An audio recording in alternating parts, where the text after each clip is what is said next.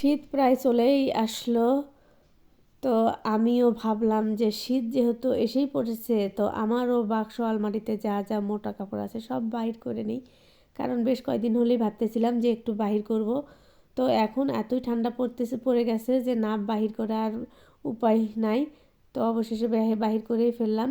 সর্বপ্রথম আমি যেটা করব সেটা হচ্ছে যে আমার যে এই বিছানা দেখতে পাচ্ছ, আমি কিন্তু বালিশের কাভার উঠেছি। তো এই বিছানার চাদরটা, দুটা কাভার এবং একটা কোল বালিশের কাভার, মানে আমাকে একটা সেট আর কি।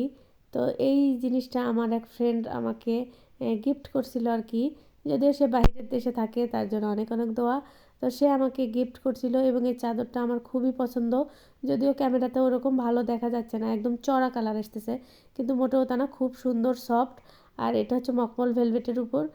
তো যেহেতু শীত, সেহেতু আমি এই চাদরটা এই জন্যে পারলাম আর কি, যে ঠান্ডা পড়ে গেছে। আর কম্বল বাইর করেছি, আমি লেপ গায়ে দিতে স্বাচ্ছন্দ্য বোধ করি, সেজন্য লেপটাও আমি বাহির করেছি, লেপে কাভার দিয়েছি।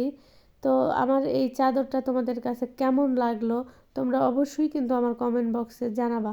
আবার জানাতে কিন্তু ভুলো না, তোমরা তো আবার সব কিছুই ভুলে যাও। তো যাই হোক, এই যে দেখতে পাচ্ছ এটা কিন্তু আমার লেপ।